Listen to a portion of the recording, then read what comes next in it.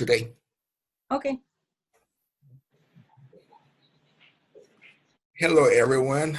Welcome back to the Overcoming Podcast. I'm Derrick. I'm Luis. And we have a special guest today. She's part of the, go ahead and explain. Me? Yeah. Okay, so I'm Dawnia. I was diagnosed with MS in 2006. And so right now I do a lot of activist work for MS. And so that's something that we're going to talk about today. It's near and dear to my heart. I think everybody should do it regardless of your age, your sex, your abilities, everything. Like anybody can be an activist for whatever disease you may be dealing with. And for me specifically, it's MS. So I have questions. So I hope I have answers. what does the word activist mean to you? Activist to me, it means to fight for something, and to take action, and whether it's physically doing something or speaking up about something. So it varies with how you want to approach being an activist, but it's just being productive and proactive with getting something done. So how were you able to become an activist? So, well, I'll tell you how I became an MS activist, because that's something that you can actually apply for through the nationalmssociety.org website. And it gives you a list of different things that you'll have to do.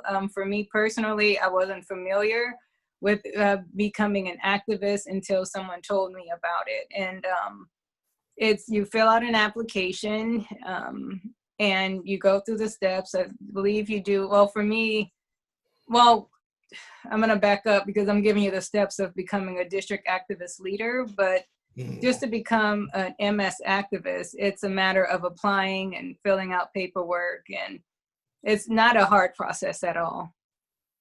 Mm-hmm. Luis? So I guess I know where you come from. Your beginning as being a member of the group, but where could people reach your support group? Okay. Well, let me just jump back to the being an activist, because Luis, you've come to the group a few times, and I believe I've gotten on you about becoming an activist because you're able to do it regardless of what you're dealing with. Like, I know MS has affected your speech, but how powerful would it be that you're there and talking about something that's near and dear to your heart, whether it's about telemedicine or the disaster. There's a disaster bill right now. There's different things like it. Our stories are powerful, and part of becoming an MS activist is you're telling your story, and so your story is unique to you. And I think people with you, Luis, would love to hear, like, yes, I'm dealing with MS, this is happening, and I'm still pushing forward, like you doing your journalism degree and just different things like that. I think it's important. Derrick, you're dealing, I believe it's cerebral palsy, right? Mm-hmm. Yeah, so it would be nice for somebody to see a different version of cerebral palsy and open up their eyes. Like a lot of people don't understand MS, and they just think once you're diagnosed, it's like, oh, straight to the wheelchair or whatever. But there's some people that you would never know that they have it. So I just think it's important, regardless of, your ability, to be an activist. And what I love about I know you didn't ask this question, but I'm pretty passionate about it. But what I love about the MS Society is that they accommodate everything for you. So Nice. if you need a wheelchair or you need a scooter or you have certain dietary restrictions and, you know, everything, they just make sure that you have what you need. And sometimes you have activists, I'm raising my hand, that run over majority leaders.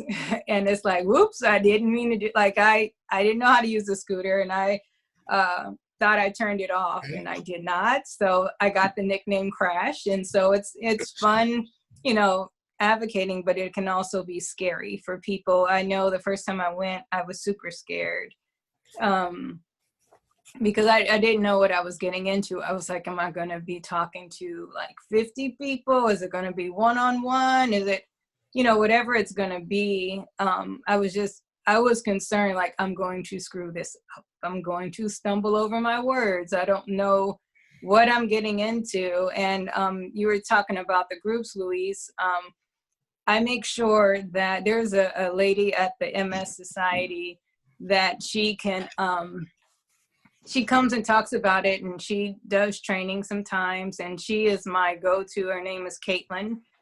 And when I'm trying to go and I stumble, I kind of look at her like, what's the next thing, or where's the process in this? But with the support group, she does come in to let people know and to let them know it's not a scary thing. And I always share my story of running someone over and, you know, not knowing, to give them that comfort. And it's a fun time. It's a time where you can, you know, make new friends. I have multiple people that I've connected with, and even some people from the group, they come and do activist work, and it's for your district. Wow. So I'm gonna put this out there. So I'm gonna push myself to become an activist. You should. In the CEPA community. I'm gonna push Luis to do it because I know what he can do, and I've seen him do it for 2 years. Okay. You know, so you know, sometimes we just have to push each other. You know what I'm talking about, Luis? It's all right. He's going. I've been on him, and I'm actually going to skip him and just talk to his mom. And but what's fun is that his mom can go with him. You know, so you can bring your caregiver with you, because there's no way in the world they would have you come on your own when you normally have help. Like, my mom has gone with me, and I forget who else came with me one time, but my niece came with me one time to help. And the fun thing about that is, let's say there's a bill that affects caregivers. You're there with your mom, who's a caregiver, so now she can give her perspective, so she can also participate. So it's not a set requirement, like you have to be diagnosed with MS, you have to be diagnosed with cerebral palsy. Anybody can, you know, if they're passionate about it, go and advocate or become an activist for a specific sickness or illness, or even just something, period. You know, it could be, you know, free to dogs, and, you know, I'm tired of seeing the dogs in cages, and you can go advocate for that. So yeah. So as an activist, do you have a mentor, or do you mentor other people who want to be activists? I will say the people at the society are my mentors, but now I'm mentoring the people under me, like the support group, especially the MS youngsters. Because I want them, I tell them all the time, I'm like, I want you to be me. And not in a sense of I'm amazing and I'm this, but I said in a sense of, I want you to become an activist. I want you to go to your representative's office. I want them to know your face. I want them to know your story. And because they do remember you. I had a meeting this past summer with my representative's office, and the woman I met with, she's like, oh, I remembered you from last time. And she learned some things. And so, and that office is very supportive. It's Nanette Barragan. She's in California in the 44th district, and I think she's amazing. So I really do. Nice. So she decides to become a senator, I'll be okay, but I'll miss her in my district. Luis, you have any questions? Yeah, I guess, what was that spark that initiated you to becoming an activist in the MS community? So what's really funny is that I did not seek this out. I got recommended, and also like, hey, would you want to do this? And, or referred, I should not recommend it, referred, like, I really think you should do this. And I'm like, okay. And I signed up. I really didn't know, honestly, like what I was getting into and what I was getting into, but not saying it like, oh my gosh, I can't believe I did this. But I didn't know the details. I wasn't familiar with the government like that. Like I wasn't into House, Senate, and bills and all of that. The importance of your representative, just all of that stuff. I was like, okay, who we voting for? Okay, so, yeah. But when I learned about this, it excited me where I'm like, wait, I can do this. Wait, this is what that means. Oh, I have to do. So I think once I learned about it, it just made me go like, okay, we got to get this. We got to do this. And Luis, you need to get over here. Cause so I'll just fuss at you now from now on. And Derrick, I'll be on you too. Cause it's something amazing. And what I enjoy about it is that I'm not just, although I'm focused on the MS, it affects more than just people diagnosed with MS. It's everybody. Like if I say medication, or like there was one that was junk insurance. And so we were fighting, for that to get rid of the junk insurance. Well, it's not just people with MS with junk insurance.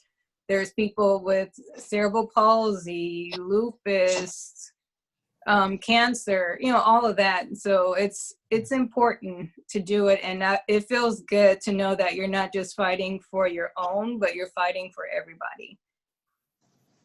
Wow. You have any more questions, Luis? Yeah, I guess, I had one slip my mind. So I guess, do you see in any of your groups,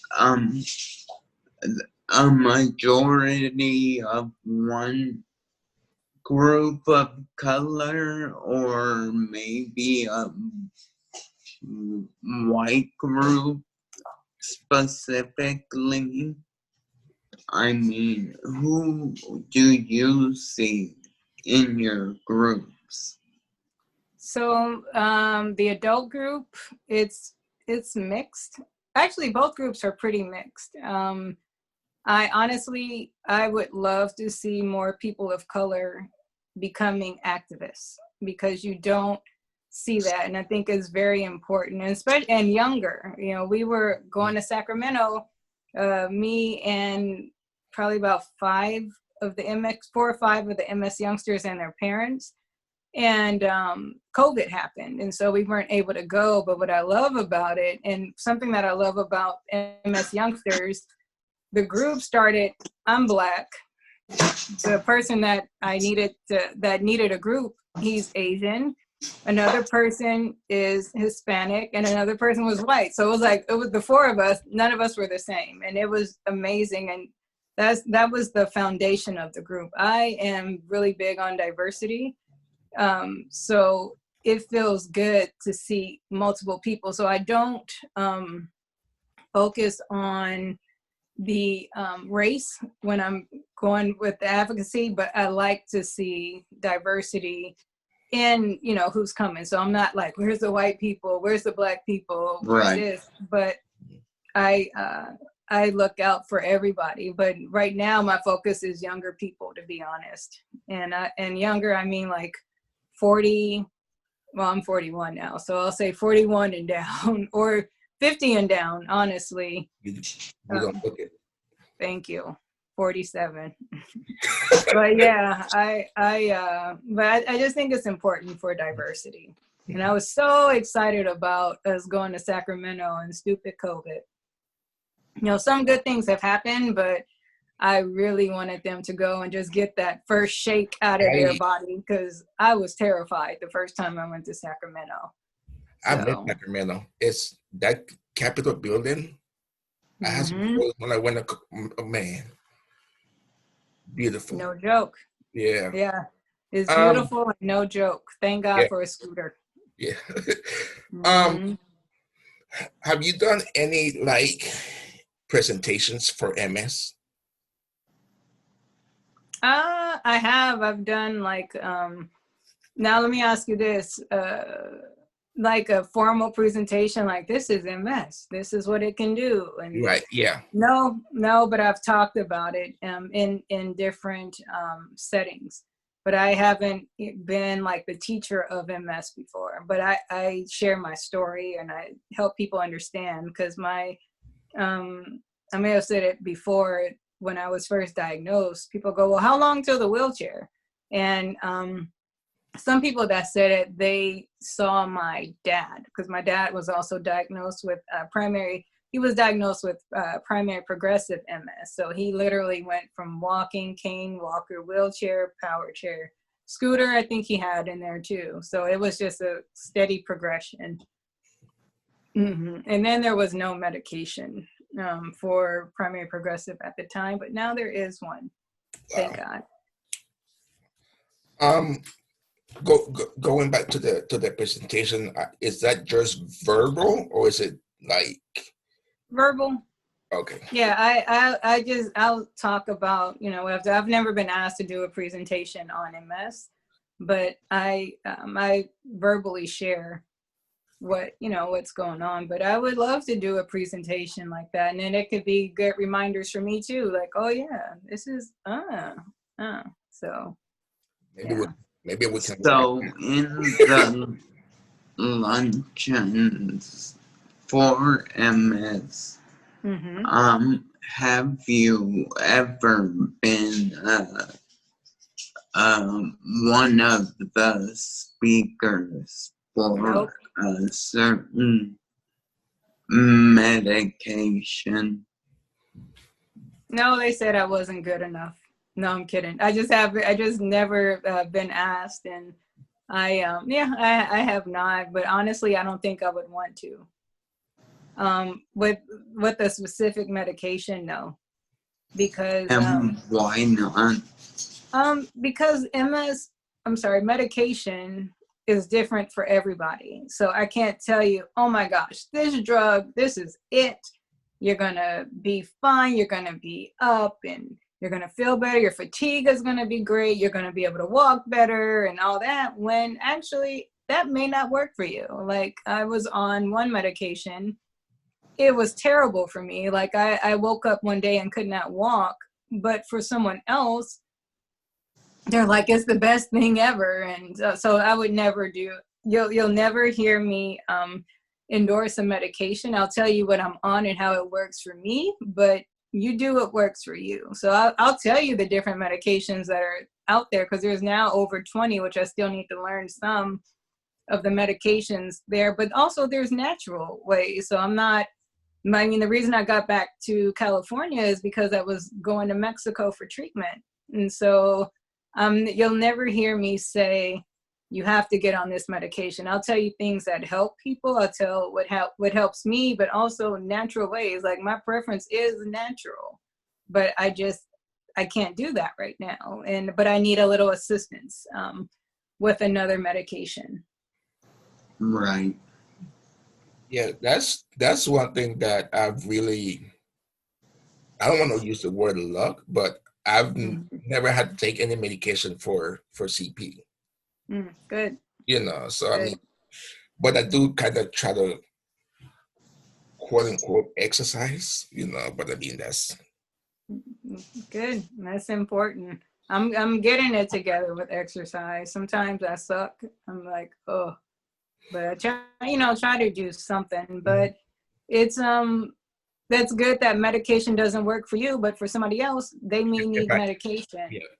So, There's a topic that Louis and I are starting up. I think it's Thursday. It's called "What Motivates You," and I think I know what yours is, but oh, come on. I want to hear the guess to see if you're right or not. passion. What motivates me? Yeah. Passion for what? Because you just did a general statement, so I don't know. That was a little bit of cheating. I mean, But honestly, it's my passion for people. I love people. Like I've always been a people person and just always wanted the best for people. I think about even when I was in elementary, I was probably in 3rd grade, and there was a girl that was super shy. And I remember her name was Kelly. And she would just like kind of go and put her hands like, oh my gosh. And I'm like just talking to her like, it's okay. Like you can, whatever, like smile, like, let me see. And she's like hiding her smile and stuff like that. But I've just always loved people. My friend says like, you've never met a stranger, and I haven't. When somebody's rude, I'm like, oh, like you can go away. So yeah. But that is my passion, or that's my motivation, passion for people. Louis? Yeah. So I guess what is one lesson that you want people to, whether or not they return, what do you want to last in their own minds about hearing you speak? As far as being an activist, Yes. okay. I want people to realize it's not that deep. It's really not. And just to share your story. I think that the biggest thing for me is share your story and just get involved with your community. Like if you see something you don't like, you can actually change it by reaching out to your representatives and things like that. So yeah, my thing is tell your story to your representatives, senators, whoever. I think that's the most important thing. And just don't be scared, because it is not that scary. It's kind of like you dread, like, oh my gosh, this is going to be crazy. I'm scared. And then when it's done, you're like, that was it. Like when you see somebody getting a shot, they're like, oh, I'm getting a shot. This is not going to be good. And then they're still crying and they're like, we're all done. They're like, wait, what? Like, okay. So that is the best way that I could explain it, but definitely just do it regardless of how you're feeling and tell your story. So that is what I would love for people to remember. So I know Luz and I had this conversation about, the new president that's coming in, how he helped, how we would like to see him help the disabled community. How would you like to see the new administration do something for MS? That includes MS and the disabled community. Are you saying as far as medication, or what are you? Either one. I would love to see them just.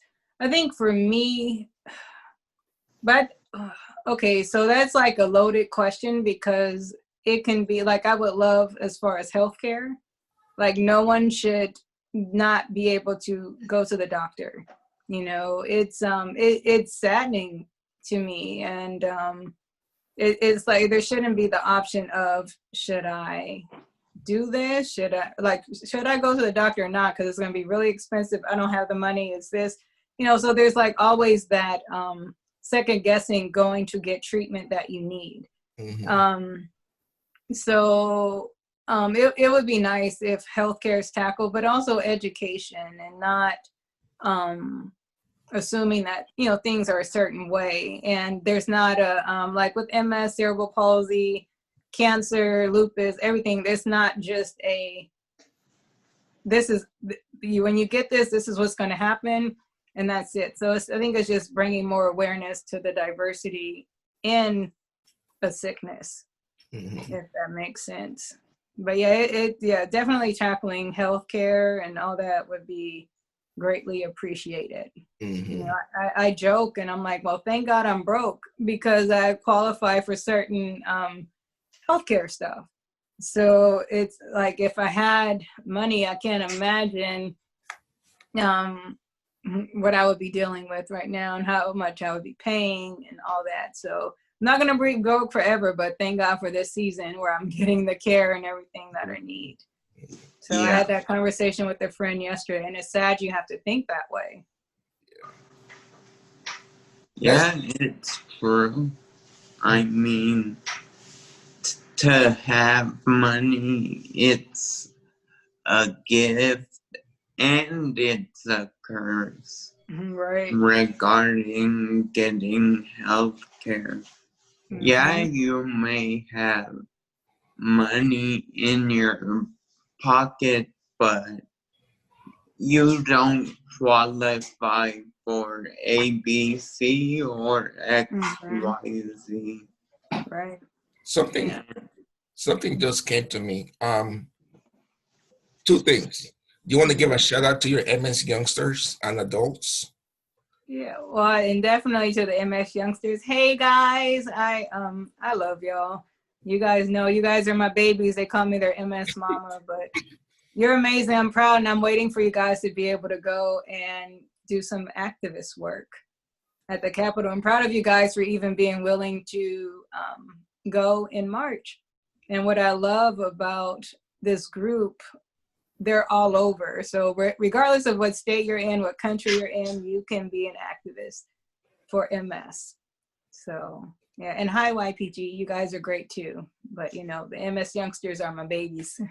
Is there a way that we could do a Zoom with the youngsters or the adults? I don't know. I don't know how. I mean, I think we talked about it, where I can, you know, pull a couple of people. Yeah. To especially with the adult group. MS youngsters, I would hold off on them because they're in school. Okay. Yeah. I don't want to. Let's do something. That flow. Let's do something maybe like in January or February. February, yeah. February. That's good. Yeah. Louise, any last thoughts?